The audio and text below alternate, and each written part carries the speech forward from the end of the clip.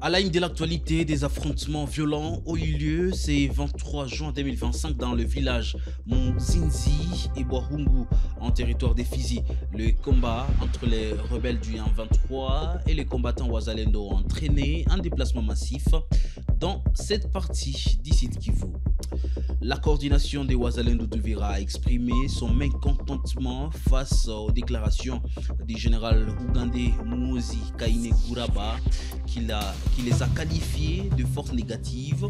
Dans un communiqué du 23 juin 2025, les Wazalendo ont affirmé qu'ils défendent la souveraineté de la République démocratique du Congo et sont protégés par la loi. L'AFC 23 a rejeté catégoriquement les accusations du gouvernement congolais concernant les assassinats, des tortures, des viols et des enlèvements des civils dans les territoires sous son contrôle. Les mouvements accusent Kinshasa de mener une propagande visant à discréditer ses actions en faveur de la dignité du peuple congolais.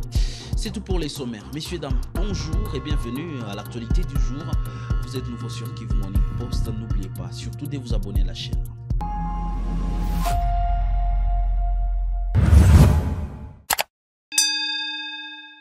Nous commençons d'abord à Fizi, où des affrontements violents ont eu lieu. C'est lundi 23 juin 2025 dans les villages des Muzinzi et Boahungu, en territoire des Fizi au sud Kivu. Les combats opposent le rebelle de l'AFC 23 au combattant Wazalendo.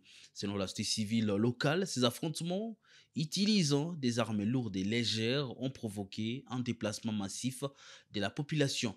Il s'agit de la troisième journée des combats. Suivant ces témoignages. C'est dans les groupements de Bourale et dans les villages Muzinzi et Boahungu, c'est là qu'il y a des combats entre les M23 et les Wazalendo. Les affrontements sont signalés depuis avant-hier, depuis samedi avant-hier. Ce matin, oui, ça continue depuis ce matin et ça a causé même certains déplacés qui se sont orientés vers Louzi ou d'autres vers Moulamba. Quand on parle de Muzinzi, c'est juste dans les chemins qui mènent vers Tubimbi. Il y a une partie de Boahungu qui est voisin maintenant à Muzinzi. C'est là où les hostilités ont commencé. C'était d'abord le passage des M23 qui se dirigeaient à Tubimbi qui ont été attaqués par les Wazalendo et c'est là qu'a commencé le front. Et vous savez, quand il y a des combats pareils, quand il y a des affrontements qui prennent au moins 2 ou 3 jours, ça ne peut pas manquer. C'est que nous pouvons vous communiquer après vérification. La coordination des Wazalendo d'Uvira a exprimé son mécontentement face aux propos du général ougandais Muhoozi Kainerugaba qui les a accusés de forces négatives. Dans un communiqué du 23 juin 2025, les Wazalendo ont expliqué qu'ils ont pris les armes pour défendre la souveraineté de la RDC. Ils affirment également être protégés par la loi et ne peuvent plus être considérés comme une force négative. Explication avec vous, Georges Benmouima. Indépendamment des opinions que chacun peut exprimer, la réalité constitutionnelle de la RDC est que la souveraineté appartient au peuple. Chacun de nous a l'obligation de défendre la patrie contre toute menace intérieure ou extérieure, a déclaré la coordination. Il affirme que désormais protégés par la loi, ils ne peuvent plus être considérés comme une force négative. Peu après son retour à Kampala, le général Kainerugaba a réitéré ses accusations sur son compte X, affirmant que les forces conjointes des UPDF et des FARDC attaqueront les Wazalendo partout où ils se trouveront, sauf s'ils se rendent volontairement.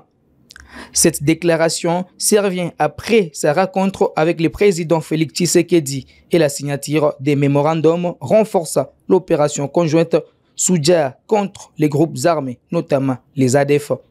En réponse, les Wazalendo ont réaffirmé leur engagement à défendre la RDC, appelant les Congolais à se mobiliser conformément aux articles 63 et 64 de la Constitution. Nous remplissons nos obligations constitutionnelles avec des sacrifices suprêmes, a-t-on lu dans leur communiqué. Les Wazalendo dénoncent ce qu'ils considèrent comme une manœuvre visant à les neutraliser dans leur lutte pour la souveraineté de la RDC. Ils soulignent qu'ils sont victimes d'attaques orchestrées par ceux qui cherchent à s'emparer des richesses du pays tout en dénonçant les rôles des multinationales occidentales soutenues par des pays voisins. Les Wazalendo sont convaincus que leur lutte est légitime face aux menaces existentielles, concluent les communiqués. Ils affirment leur devoir d'autodéfense dans un contexte de violence persistante qui a déjà coûté la vie à des millions de Congolais. Le porte-parole du gouvernement congolais, Patrick Mouyaya Katembwe, a expliqué le 22 juin 2025 depuis Rome pourquoi les banques restaient fermées dans les zones contrôlées par la F-123. Il a souligné que la sécurité est la priorité des banquiers et que les conditions à Goma et Bukavu ne sont pas réunies. La fermeture des aéroports et des succursales de la Banque centrale aggrave la situation économique. Mouyaya a évoqué les processus de paix à Washington comme une solution pour réouvrir le banque et a mentionné les mobile banking comme alternative. La situation est économiquement difficile du fait, par exemple, que les systèmes bancaires ne peuvent pas tourner. Mais aujourd'hui, je pense que ceux qui sont à la base de cette situation, c'est d'abord ceux qui ont choisi de nous faire la guerre. Ceux qui ont choisi de nous attaquer un dimanche. Ceux qui ont choisi d'attaquer à la fois les écoles, les hôpitaux. Ceux qui ont choisi de couper de l'eau et de l'électricité. Et ceux qui ont choisi de continuer à gouverner par crime. C'est pour ça que tout à l'heure, je vous disais que dans le cadre de ce qui s'est passé à Washington, c'était un processus sensible. Nous voulons que ces processus, la voie tracée par la résolution 2773, puisse nous permettre de recouvrer la paix, puisse nous permettre de recouvrer la paix pour qu'à partir de cette paix, nous puissions voir comment progressivement rouvrir l'aéroport de Goma, ramener les services notamment bancaires, pour nous permettre de soulager les difficultés de nos populations. Il ne faut pas oublier aussi que sur les circuits bancaires, il y a une vraie difficulté, c'est que les banques, c'est d'abord la sécurité. Les banques, c'est les épargnes, c'est l'argent des Congolais. Le principe même premier qui guide les banquiers, c'est la sécurité. Et les conditions de sécurité là-bas ne sont pas réunies. Parce que les banques font parfois des importations de devises. Vous avez un aéroport qui est fermé. Comment vous le ramenez? Vous avez la banque centrale qui est fermée à travers ces succursales là-bas. Parce que c'est un système, notamment à travers la compensation et toutes ces opérations. Comment on arrivera à le faire? Vous avez vu qu'on a tenté à la fois à Goma et à Bukavu de casser la banque centrale. Donc on connaît plus ou moins les intentions des occupants qui n'hésiteraient pas à piller ou à mettre la main sur les épargnes les uns des autres. Est-ce qu'il faut les laisser faire? Non. N'oubliez pas aussi que c'est un élément important dont on ne parle pas beaucoup, mais que le groupe M23 est sanctionné par les départements du Trésor. Ils ne sont pas en droit d'utiliser les dollars. Quelle est la banque qui va accepter d'être dans une, même si c'est une juridiction défaite, avec les occupants qui ont essayé de dresser une administration parallèle? Quelle est la banque qui va s'exposer devant le FAC au risque des sanctions du gouvernement américain? Aucune banque. Donc, vous voyez que c'est une situation qui est délicate, mais c'est une situation que nous essayons de contourner à travers notamment les telcos, donc les télécoms, les mobile banking, etc. Nous nous assurons, en tout cas j'ai encore discuté avec mon collègue de budget aujourd'hui, nous nous assurons que de ce côté-là, ce qui doit être libéré le soit en termes de salaire des uns des autres, pour que, au moins, de ces points de vue, de ce qui est droit inaliénable, que nos compatriotes sachent que c'est garanti. Et s'ils auront l'occasion de suivre cette interview, ils doivent savoir que leur matin, leur midi et le soir nous préoccupent parce que ils sont exposés à ceux qui n'ont, malheureusement, en termes de gestion, que la commission des crimes. Dans un communiqué officiel publié le 22 juin 2025, la F-123 a catégoriquement rejeté les accusations portées par le gouvernement congolais qui l'accuse d'assassin, de torture, de viols et d'enlèvement des civils dans les territoires sous son contrôle. Faustine Binja nous en dit plus. Cette déclaration fait suite à un communiqué du 18 juin où le vice-premier ministre et ministre de l'Intérieur a accusé le mouvement de rebelles d'être responsable des plus de 289 exécutions sommaires entre le 9 mai et le 16 juin. L'AFC M23, par la voix de son porte-parole Lawrence Kanyuka, qualifie les propos de Shabani Luko des publications propagandistes destinées à ternir l'image du mouvement. Ces publications subversives entendent jeter l'opprobre sur l'action révolutionnaire de notre organisation au moyen d'allégations mensongères montées de toutes pièces. Cette tentative de discrédit est aussi prévisible que vaine, a déclaré Kanyuka. Le mouvement politico-militaire qui contrôle d'importants territoires dans les provinces du Nord Kivu et du Sud Kivu accuse les gouvernements de Kinshasa des répressions sanglantes des civils et des pratiques inhumaines, y compris des actes de cannibalisme. L'AFC M23 dénonce également la persécution systématique des citoyens en raison de leur identité, la promotion de la xénophobie d'État et l'instrumentalisation du tribalisme comme outil de division. L'AFC M23 ne se contente pas de se défendre, elle contre-attaque en affirmant que le gouvernement congolais est un régime décadent et qu'il est responsable d'une série de violations des droits humains, y compris des génocides et nettoyages éthiques ciblant des Tutsi Banyamulenge au Sud Kivu et les Hema en Ituri. Cette escalade verbale s'est produite alors que les tensions montent entre les deux parties. Kinshasa accuse également le Rwanda de procéder à une transplantation de populations étrangères dans les zones contrôlées par l'AFC M23, une allégation que les mouvements rebelles dément. Malgré les efforts pour établir les processus de paix à Washington et à Doha, les affrontements continuent sur terrain. Des combats se déroulent depuis plusieurs semaines dans les territoires de Fizi au Sud Kivu, opposant des combattants des Twirwaneho alliés à l'AFC M23 aux miliciens Wazalendo alliés aux forces armées de la République démocratique du Congo FARDC. Ces climats de violence et de méfiance rendent toutes des escalades difficiles et compliquent les efforts de paix alors que l'AFC M23 affirme vouloir poursuivre sa lutte pour restaurer la dignité du Congo et des Congolais.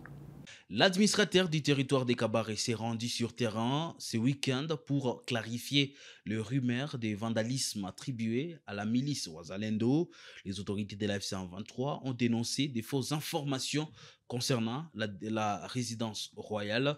Des mesures de sécurité ont été mises en place et le gouverneur a encouragé les Mwami des Kabaré à retourner vivre avec son peuple. Suivez. Sa Majesté Mwami des Kabaré. Je suis avec les CECAD, les secrétaires de la chefferie. Je suis avec le chef de groupement de Chirunga, là où réside la chefferie. Je suis avec le chef de centre de Chirunga. Mais aussi, je peux venir avec mon agente qui est là-bas, Pascal Etiko. Je suis Olivier Kalimiro. Nous sommes aujourd'hui le 21 du mois de juin. Nous sommes venus ici à la résidence du Mwami, effectivement, pour constater ce qui s'était passé parce que nous avons été alertés de la vandalisation de la résidence du Mwami Kabaré, qui est considéré pareil comme un acte de sabotage, un acte de sabotage.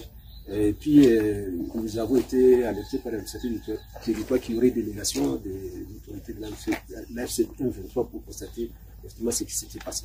Alors le constat que nous venons de faire ici, c'est que l'immeuble est intact, il n'y a pas assez à s'inquiéter.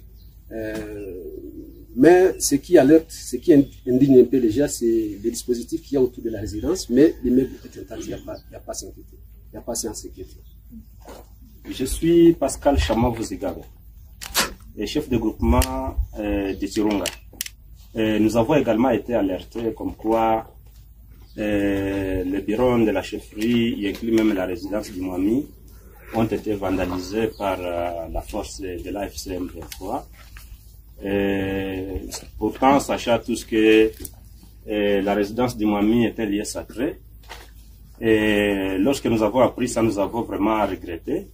Mais heureusement, lorsque la délégation provinciale est conduite par le gouverneur de province, qui inclut même l'administrateur du territoire, nous ont signalé qu'ils viendront ici pour faire l'état des lieux. Nous avons été contents.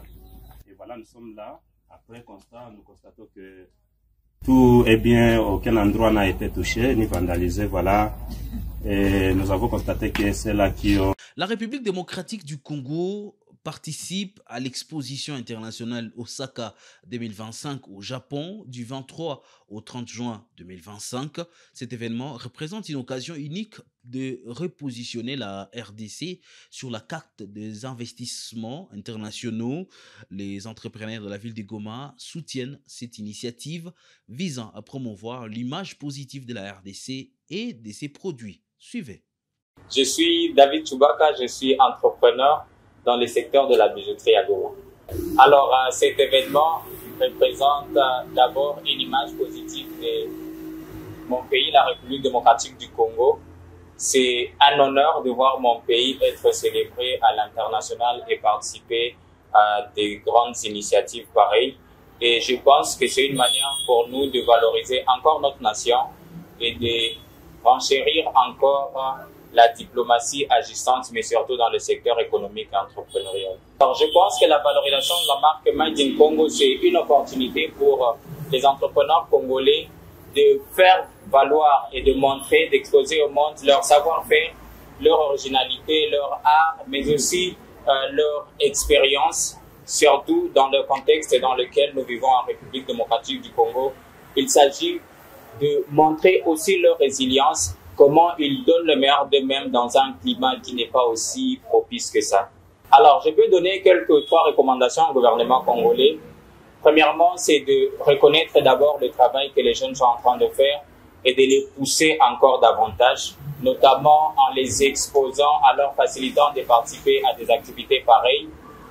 Ensuite, c'est de valoriser toujours le Made in Congo, même dans le cadre des initiatives gouvernementaux, quand il s'agit de savoir-faire et de mettre en valeur certains produits, qu'ils favorisent plus les produits Made in Congo, et plus encore de valoriser le savoir-faire congolais. Certes, on n'est pas au top de la technologie, mais il y a un savoir-faire artistique et artisanal peut-être qui demande d'être valorisé et d'être respecté dans les moyens du possible.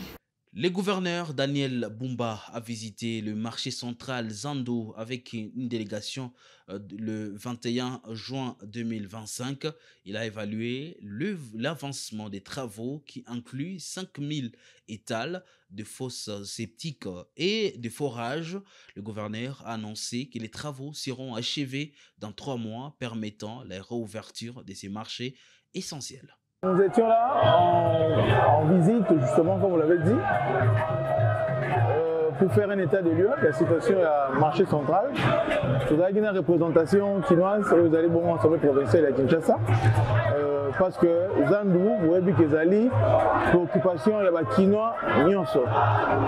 Et Oumeli, Mingi, ils ont fait Toya, Toyeba, premier Zali. Dans l'instruction, il y a Tata Mokonzamboka, son excellence Félix Antoine Tshisekedi Tshilombo. Vous allez se soucier dans le quotidien avec Chinois et comprenant que Zando, ils ont un rôle fonctionnel, il y a Makasi pour la ville à Kinshasa.